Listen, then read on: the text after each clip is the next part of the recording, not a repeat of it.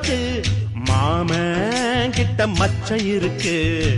காக்கி சட்டை போட்ட மச்சான் களவு செய்ய கண்ணம் வச்சான். கண்ணம் வைக்க பந்தம் மச்சான் கன்னத்துல கண்ணம் வச்சான்.